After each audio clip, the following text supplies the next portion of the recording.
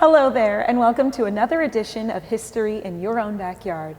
My name is Chrissy Morgan, and today I am with Rob Geiger and Helen Schroer, and we are at the Salem United Church of Christ in the Over the Rhine section of Cincinnati. Good morning. How are you doing today? Okay, and good morning to you. I'm excited to talk about this church as it has had so many different transitions. Let's go back, though, to what this neighborhood was like before the church was built. Before the church was built, you got to remember that the city did not annex up until 1849, and it stopped at Liberty. Okay. Before that, it was not governed by city. So a lot of the Germans that were coming into the area liked it because of the Miami Canal, and they referred to it as the Rhine River because of the Rhine River in Germany. So to get to it, they had to go over the Rhine. So that is how this area got its name, Over the Rhine. So with the not having the city ordinances, the Germans were free to have their beer gardens and their restaurants, and there was really no anybody to stop them until 1849, when the city did annex up to where it is now Liberty. And that is how it's got its name, Liberty, because anything north of Liberty Street was Northern Liberties and not governed by the city. So everything south of there, the city police was here to keep the Germans under control. Interesting.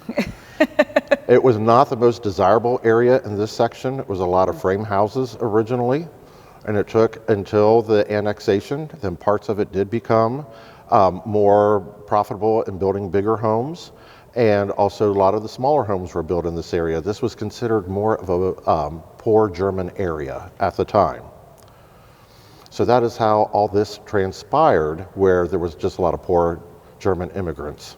Right. And when, at what time did they decide that they needed a church for the community? It was 1856.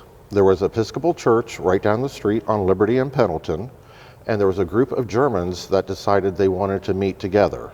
And they did not have a minister. They did use that space in the Episcopal church.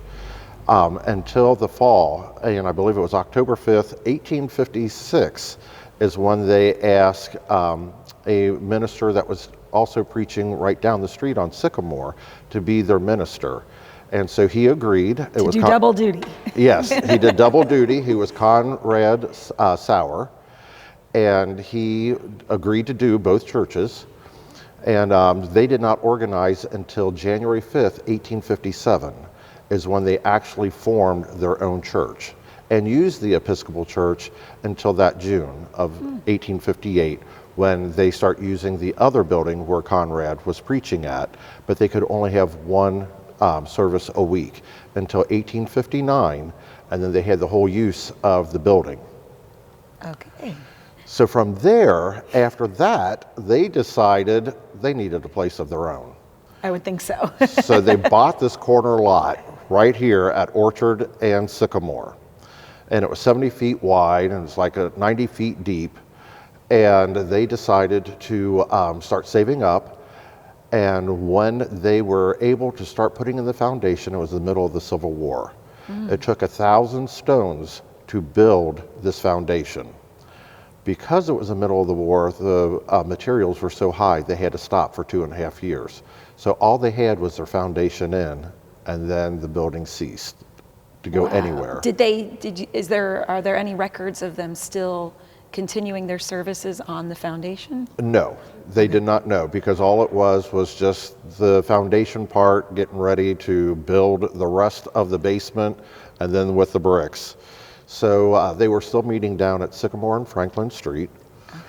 And then in 1866, because materials were still high, but their church was growing a little bit, they decided to build the parish house, which was next door. And because it was a smaller building, they felt like they could handle that. So they built it within 6 months. They had the parish house for the minister to have a place to live with his family. Then came January of 1867. There was a lot of discussion prior to that, but they were ready to start building this building. And so they had a lot of meetings, and they were trying to figure out Should they build the building entirely, or should they not finish the first floor? They were talking about the tower, just to build it up to the roof line and not to have it all the way up to keep the costs down. But at the end of the day, they decided to go ahead and build the whole building. These pews have been changed to the ones that we have here on the main floor. Up in our balcony is the original pews, and they were throughout the building. There was such a heated discussion about those pews that there was a motion in 1867, no more discussion on how we're going to build the pews. They were done because they were getting into heated debates over it. But so they did lay the cornerstone in May of 1867, and a year later, in 1868, in May, the end of May, they had the big grand opening of this building. And they had quite a bit of fanfare. They had parades. They invited the mayor, and they were quite pleased that they finally was able to build their building. In 1867, that was when it was finally... 1867 is when they started to build it, and it took a year, in 1868. In 1868. Amazing, amazing, and obviously still exists today. It still exists today. So we're at the Salem United Church of Christ, but the front of the church has an etching. Was it the church called a different name? Yes. When they first formed, it was the Third Protestant Church, and then in 1863 they changed it to the German Evangelical Reformed Salem Congregation. So that's quite a mouthful. Has the church had other names? Yes, they did change it to Salem Evangelical Reformed Church, and it was used from 1943 until 1957, when they switched over to Salem United Church of Christ. But the congregation was not too thrilled with the new name, and it took finally the board to say, we did change our name and we must go by the new name of Salem United Church of Christ.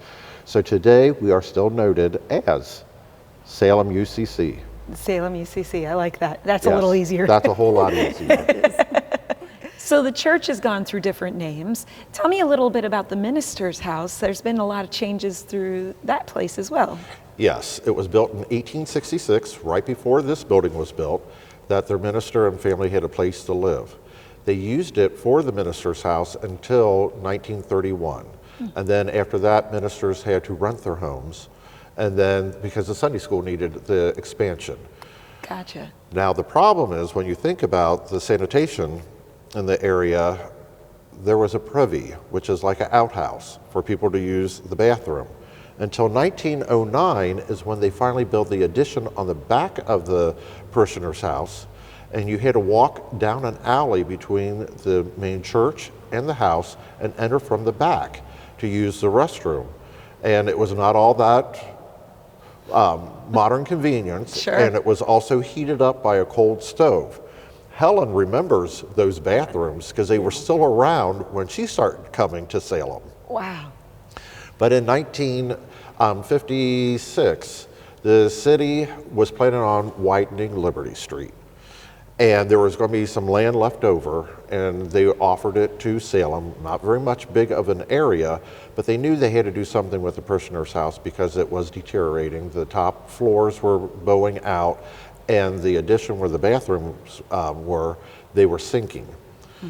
So they decided that after the reconstruction of Liberty Street, they knew they got some more, a little bit of ground. They decided to tear down that house to build an education building on the land that they have, plus a little bit from the leftover property from the widening of Liberty Street. And then the bathrooms disappeared again. So the board members was thinking about building an addition to have bathrooms during this time, but they decided to save the money and brought in porta potties. That could not have been easy for you all. I don't remember that at all. You don't remember the porta potties? Nope. They lasted for a year and a half. Probably blocked it out of your memory. You didn't want to remember. I probably didn't go in there. I'd go home first. I'd run up. There So you if go. you were in Run Sunday right up. school, you'd have to go around the building. Yes, And if you were in the church, you had to go outside. yes. And that was just the way it was. That's the way it was. And that was that way until Until the new building opened up in 1963. in 1963. Yes, so I'm sure everybody was hoping the janitor would come down early enough to light the cold stove to have Oh, those sure. bathrooms warm. Especially on a day like today, of Yeah, course. yes. So the church itself has gone through a lot of different construction and rebuild. I mean, we're at a almost 200 years coming up. Tell me some of the changes that the building's gone through. After the building was completed, you got to remember they used every inch of the space. The main way to get up into the sanctuary was our main staircase. We did not have side staircases from down below to come up from the first floor. You had to go outside. We have two smaller staircases for the ministers to use, but they are so small they are not to hold like 800 people. They could not use. Until 1909 is when they got rid of the big gas chandelier that was here in the middle. So there was a gas chandelier. There was a huge gas chandelier.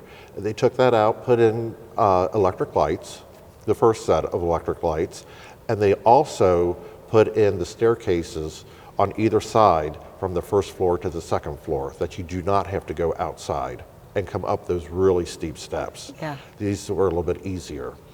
Gotcha. That's when they also modernized the parish house and put electric in there and put in the bathrooms. Yes. Yes, that's always a big help. And then structurally, has the building gone through different changes? Throughout the different times, these are not the original windows when the church was built. Those were replaced in 1930. The original style was wooden lattice, and in some of the older pictures you can still see the design with a frosted white glass.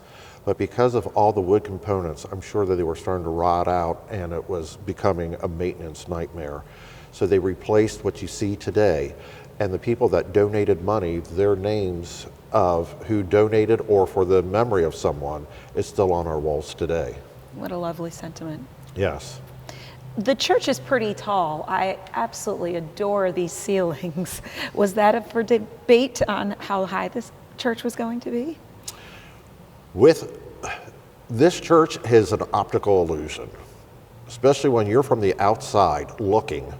This thing looks humongous. But when you go down into our basement or up in the attic, it is not that long of a church. It's like it's the height of the ceiling that gives you the appearance that this is a really big building. Absolutely. So, this is the original height of the building. A lot of times people lower them because of the heat costs, but this is still our original height. Gotcha. And how has the community helped to maintain the church?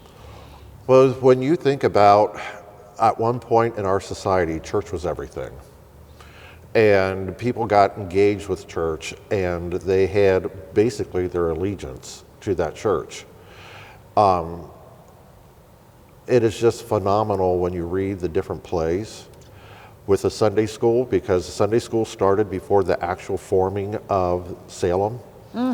And they would meet, and sometimes their Sunday school was bigger than their membership in most cases.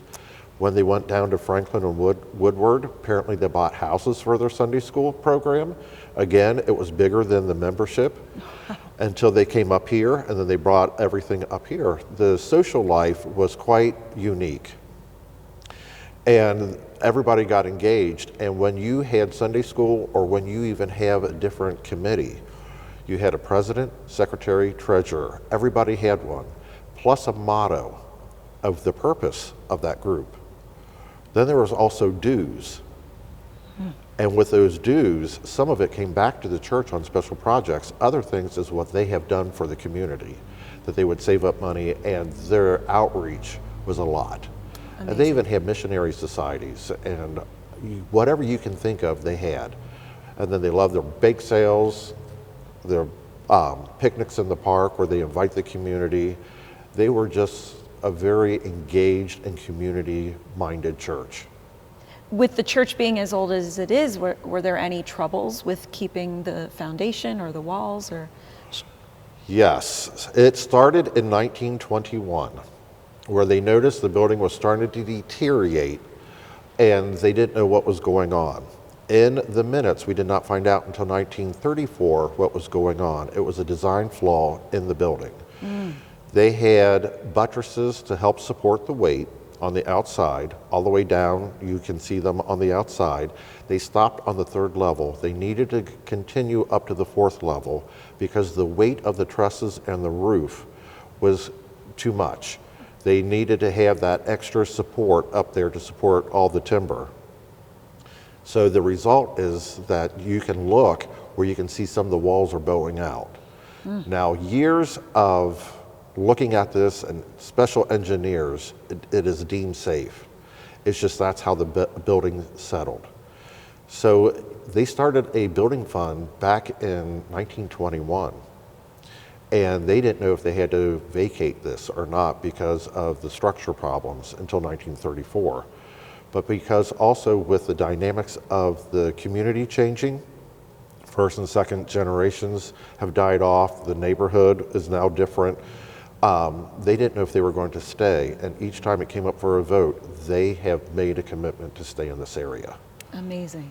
All the way through their whole time. The last vote was in the late 1950s, and they said, no, we want to stay here. Fantastic. Was the church in debt through all of the structural changes? And with everything that took place with building or to buy the lot, the parishioner's house, and the church building, it came to $80,000. They had $40,000 paid down on their debt by the time they dedicated this building in 1868. Now, the remaining of the debt, they did not become debt-free until 1916. Wow. Now, when you're saying 80,000, is that today's dollars or? No, that was back then. Wow. Wow. That's fascinating. And for being a poor German community, not having a lot of money, they did a lot of scraping, fundraisers, whatever they can. They even had a brochure out talking about Salem and was selling it for a couple dollars, trying to reduce the debt. Yeah. And then they were finally out of debt in 1916. 1916. Yes. Oh, wow. Okay. And I don't think they've ever been back in debt after that. Well, no, I take that back. You were for the education building. The new one. Yeah. Over there. Yeah. Gotcha. Gotcha. The building is fascinating. I love the steeple. I love the steeple. It's so eye-catching. Can you tell me a little bit about the steeple and that Gabriel statue? Oh my, was this ever a controversy about where the Gabriel came from? Our German records in the building committee, it does not discuss it. It might be in some other German records. It wasn't until like 1956 is when there was an article in a local newspaper here saying that Gabriel, the first Gabriel, when the church wanted it, and they picked Gabriel because it's right about the time of the Civil War ended, and it was judgment, calling judgment on all people. Wow. And that's why Gabriel has a trumpet. Not picking any sides. Right. Interesting. So they said in 1956 article that when the Gabriel came, they did not like the way it was going to be put up, the way the center part of the gravity of the angel. So it went down into the basement for 3 years. When they decided it was time to do something with it, it was gone. We don't know if this is true or not, because this was like 80 years later, 90 years later. So they were talking about, after it was gone, that somebody said up in Illinois, there was a Mormon temple, and they had an angel up there, and they went up and brought it back. So then again in the 60s, 1960s, there was another article, and they were saying that we had this angel from the Mormon temple up in Illinois. To make a long story short, without going through all the details, we did not. The Mormons came down because in 1966, Gabriel fell off during a storm. Lightning hit it, and it ended in middle of the street. So they had it, and it sat in our courtyard for 2 years. There was a replica made, which is up there today, but the church could not decide should it be stationary or if it should be permanently in one position, and which way should Gabriel be facing. So if it wasn't stationary, it would blow with the Yes. wind on top of the steeple. The original one would turn around with the wind. Real quick before we continue on, how long is this statue that's on top of the... It's over 6 feet. That's fascinating, because from down here on the ground level looking up, you see it, but you don't realize it's 6 feet. You're also looking up about 150 feet straight up. So it's 6 feet up there, got struck by lightning. And now when they're recreating a new statue, and they can't decide if they want it permanently or if it should spin. Or to spin. Wow, and what did they end up They deciding? finally made it stationary. And And they decided to face it west. Do you know why?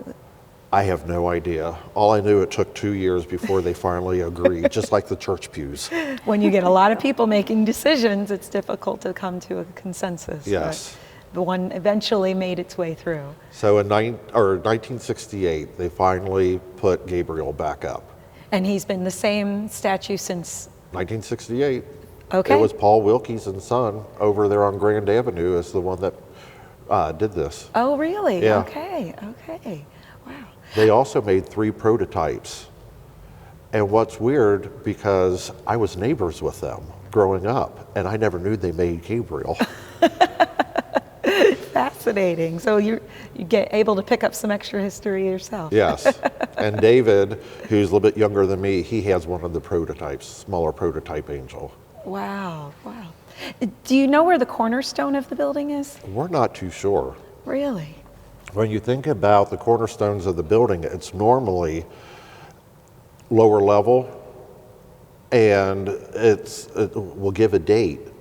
So when the church first started to be built in January of 1967, and then they had the laying of the cornerstone in May of 1867, I don't know if it's the one with the original name of the church, if that's considered the cornerstone. But no, nobody knows exactly where the actual cornerstone is. Going back to Gabriel, there's a theater troupe, isn't there, that uses this space as well? So in 1977, because the community was a lot of Appalachians, and with Memorial right down the street, they decided to incorporate Gabriels Corner. And that was to help to bring out a lot of Appalachian culture things and film festivals, theaters, and all that. So out of all this, because this building was always open day and night, and they always had some type of program going on, in 1996, I believe, is when the Known Theater, which is quite popular here in Over the Rhine, used this. This was their first permanent home for 10 years. So there was a lot of cultural events that took place in the building from the Gabriels Corner, and since 1977, I think people recognize this as Gabriels Corner more than Salem United Church of Christ. I could see that. I Yes. could see that. That's fascinating. And the Known Theater still rents out for their rehearsals and smaller productions, and also the Fringe. They're going to rent again at the beginning of the year for another production downstairs. And so they do the production and the rehearsals downstairs. Yes. Fascinating. I mean, it still serves the community, so in a Yes. sense, the building is still serving the purpose for what it was built for. Wow. Tell me a little bit about what makes this church unique. I mean, obviously we've talked a lot, but is there anything else that you'd like to? What made this unique, and I already touched about Sunday school, because of all the social programs and the outreach ministries that they had, there was a girl named Rhoda Stevens, and she was raised here, she was confirmed here, and then she also was married here. Because of the way the church, and Helen, because you have experienced firsthand growing up in this congregation, which she has been a part of Salem for over 70 years, of the uniqueness of the youth groups, the social activities, the different plays before Gabriel's Corner, but because of the church's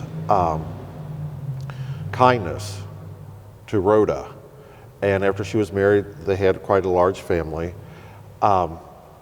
It was because of that Rhoda's kids and some of the grandkids and even great-grandkids recognized that, and they are still pillars of Salem United Church of Christ today. And if it wasn't for the Maury family, because that's who Rhoda married, Emery Maury, if it wasn't for them, Salem would not be here. Wow. It would be just sitting vacant until it was sold. So the community helped her and her family, and in return, the family has helped to maintain. Yes. Tell me a little bit, Ellen, of your experience coming to this church. So you've been coming to this church since you were a little girl? Yes. That's amazing. That's amazing. I had a sister that came here, and I came here for, well, I was coming here, but I was young. Then I kind of stopped, and I had a good friend that lived at the top of Liberty, and I was down here. We came to church together, and so I stayed around. I was probably 12 when I came, and then just got older and stayed here forever. Wow. And so were you married in this church? Yes. Yes. And have you, what are some other memorable events in your life that you have from this area and this church? We had a minister here that was here 25 years. That's the most I've ever heard anyone have it. I grew up with his family here, and he was wonderful. We had a lot of things that he did here. He knew the family. He knew the Maury family very well and helped them a lot. They needed help at times. And he was just a very loving person, and he would, if he saw anybody having any problems, he came and helped. He was also a lot of fun. He had boys, and it was neat because I grew up with them, and it was like a part of your family that was here. And we had a lot of things going here at Salem. Tell me about them. Did you have any events? Oh, we had, because of him, he loved to take boys fishing, and he would do that. We did so many different things. So he would take community. Family. He was. Have the community go on a fishing trip just because that was a good thing to do. Yeah, he loved it. And his last name was Fisher. Fisher, yeah, it was, and he loved fishing too. But he was really a wonderful person, and we did everything. I mean, at Christmas time, everybody had to go around and sing at different people's houses, and he did that. We did that. That was great. We thought that was really neat. And he just did such a lot of things. Well, even his wife, because she was wonderful. She too. Was in charge of the Vacation Bible School. Yeah. And would have about 1,000 kids coming through. We had a lot of children here. A lot of children. This church was filled with people. I mean, it was filled. When you came in, you better come in time. But we had this upstairs, and you could, sit up there. So it was obviously a place of worship, but definitely for socialization and for helping the community. And Yeah, it was great. But the young kids loved to sit up there. And their father and their friends, you always preached up here. He didn't come down here and talk. He was up there. yeah. And he could see those children. He knew us all, and they'd be, they'd be talking. He never said a word. All he had to do was look up there, and they went. We just had a lot of fun. And it was for 25 years to be in the ministry was a lot. Yeah. And how long have you been a parishioner at the church? Oh my gosh. Well, if we did the math, 72 years. Yeah. Wow. That's fascinating. There's something that keeps you here.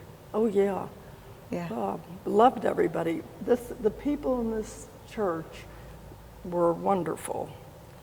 The things we did, they had Would they do host picnics or bake sales? picnics, even the older people. We would have little shows done downstairs because we had, a little place to do it. Yeah. And we had a lot of those. And we did that and just did a lot of things in this church. I noticed that there's this huge pipe organ. It's kind of hard not to notice. And how long has the pipe organ been here? Okay, remember the building was dedicated in 1868, Yeah. and the pipe organ came in 1873. Oh, it's been there that long. I thought this was something I could ask Helen about, but I didn't realize that it's been there that long. No, it's been there that long. Prior to that, there's some reference to an organ here, which was not a pipe organ. Yeah. And it must be like a reed organ. Okay. And I cannot imagine, because you could have more people in the sanctuary back then. That first chord had to drown out the reed organ. Yeah. This is actually not a big pipe organ, it's only 12 ranks. If this place was filled, I think they could probably outsing the pipe organ just because of the acoustics in here. And when you have like 500 people in here really belting it out, Yeah. yeah. Quite a force. But see, that was upstairs before, wasn't it? What? The organ itself was Yes. up there. So the keys are here. Tell me a Now little the bit about console is down here. When it was first built until 1942, when it was rebuilt, it was up there underneath the pipes. And the console was built in because it was a tracker organ, because there was no electric to run it before electricity was here. And it took two people to play it. One, the organist, and the second person who had to man the bellows. Right. And that was probably behind the organ somewhere. It wasn't until 1921 when they finally put an electric blower up there. And it served the congregation, that blower, until 2014 when it finally gave out. So we still got the first electric blower up there, and it's huge. And now the new one is much more compact and not as noisy. Sure. And it still works. So It still works. So they play the keys down here that from the console. Yes. To And then there's a series of lines, electric lines, that runs up to open up the valves. I've to never make the heard of organ. such a thing. That's fascinating. And then there's another piano here too. This is a George Steck piano. What we can tell, it was bought in the same year as the pipe organ, but it was not here in the sanctuary. It was downstairs on the stage for years. Finally, they decided to bring it up. Well, with the years, that poor piano with the varnish, it was black and scaly and it wasn't very pretty, so the church decided to have it stripped. If you see it today, it's gorgeous. Yes, yes it is. Yeah, it was ugly. It was a rough, like a painted thing. And when they did this and cleared that off, we couldn't believe it was so beautiful. Yeah. 'Cause it And wasn't still able beautiful. to create as much beautiful music Yeah. with it. Yes. Yeah. So the organ and the piano are played every Sunday Still, to this day. I love that. I love that. Music's part of the community too. Yes. Their choir didn't start, I believe, in 1878. About that time, it became really well known with their choirs. Then they also had a cappella choir. They had the adult choir, the youth choir, even the cherub choir. They had a lot of music coming through these walls. Until probably the 1950s, they still had one choir and the children's choir. But, you know, times were shifting.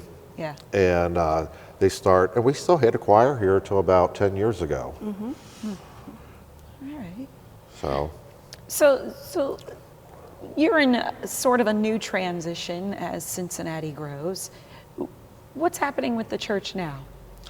Well, with the church, because of the building being so old, we are in need to have some work done on the outside. And ever since the pandemic, it's very, very hard. One, you can call the contractors. They can come down, and they said they'll give you a price, they'll bid it out, and out of all the phone calls, we've only gotten one bid. And so it's getting a little discouraging, especially when I opened up and saw how much. Yeah. What we need is tuck pointing done to the building and weatherproofing it.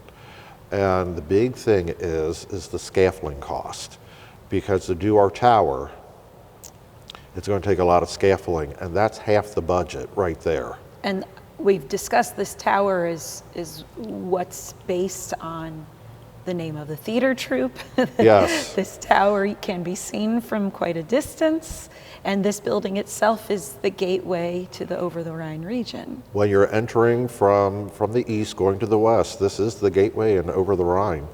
And if you also can look online or any type of publication, this church has been part of the skyline of Over the Rhine for so long that a lot of the artists has reproduced our building into their artwork.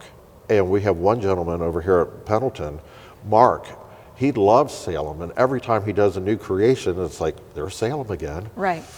But now the poor building needs some work, and we need community support because we cannot finance this by ourselves, but also to find people that will work with us, an in-kind donation. The sides of the building is not the problem. It's the back wall and going up the steeple because of the height. Right. And if you know of anybody that would like to help, they can contact us. Because for our building to continue, it's in the fate of the community, because we have to pull together to stabilize it. There's nothing drastically wrong, but it just needs tuck pointing and weatherproofing, that there won't be any major problems down the road. We just had a new roof put on last year. Oh, okay. So progress is still going on. And Progress is going, but this project is a little bit too much for the congregation. Gotcha. Especially when we're talking about the first bids coming in, yeah. I'm assuming this congregation is still doing outreach work for the community, and that some of the funding raised isn't just for the building, but for the community itself. Am I correct in that? No, if we're too small. You're small. Yes, we did. 6 years ago was the last big community thing where we were feeding people.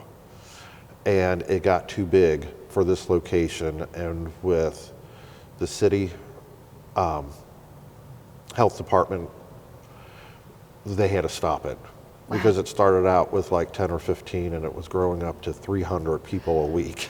Wow. And we don't have the facilities, and they were doing hot dogs and stuff like that. Right, right. So we finally, because of health permit, and we were so antiquated in our kitchen, we could not continue. Interesting. That was the last big thing that we tried. Wow. Wow. So you're trying as a community to keep going, keep helping, being an institution for somebody like Helen, who you've had your whole life here. Mm-hmm. Yes.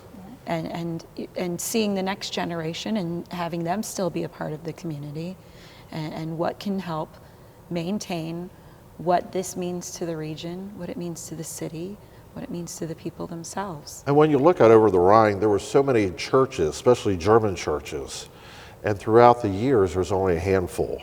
We are the last United Church of Christ in the Basin area. Philippus just closed last year. Oh, wow. So we are the last one here. We have a lot of good times in the worship service. We sing hymns. And also we have a sermon that is practical for today. We talk about where it comes from the Bible, and then practical purposes for our lives today. What makes Salem unique, and even when we have visitors, they fall in love, not only with the building, but with the members. And they said, you guys are the most friendliest people, and we are. So if you would like to, or anybody would like to come down on Sunday mornings, our worship service starts at 10:30. And we are here from 10:30 to about 11:30. And then we just invite everybody who would like more of a traditional service, but also have a good time with a lot of great people. And music. And music. Of course. And the music, Yeah. So is there anything else about the building that's interesting that we should know about?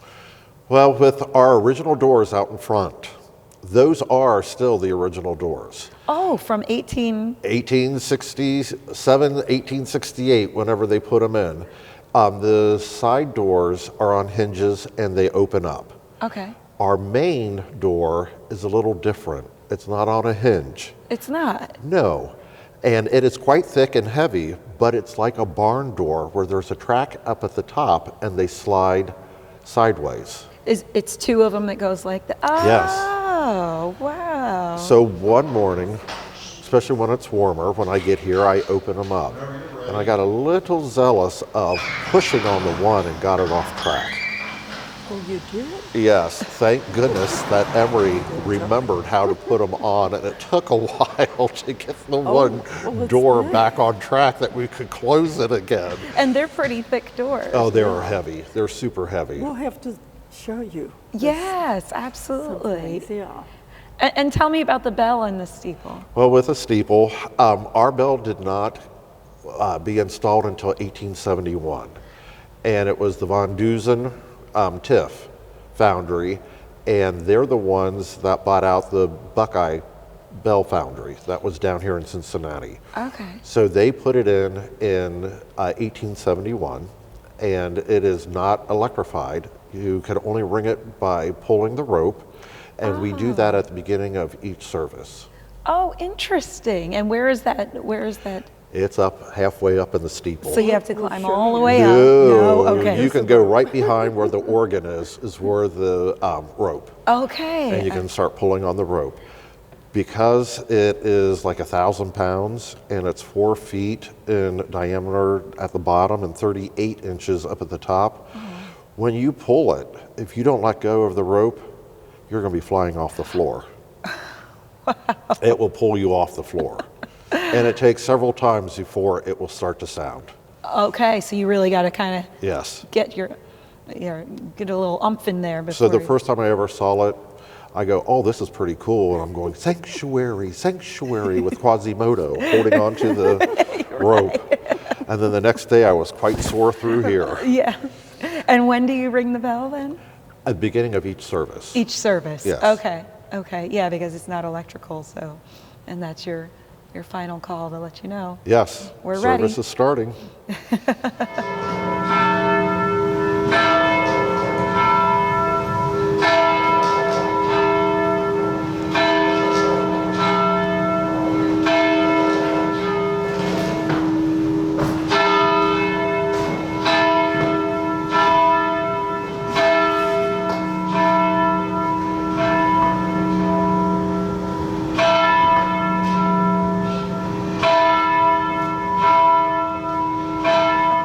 And where was that, the Tiff Van Vuzen, where was the? That was the old Buckeye Foundry, which was down, I believe, somewhere down on 3rd Street, 2nd Street, down on the bottoms.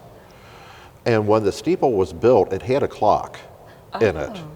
And it wasn't until 1956, I guess, the clock did not work, so they took it out, and that's why we have the medallions. But part of the weights are still up in the steeple.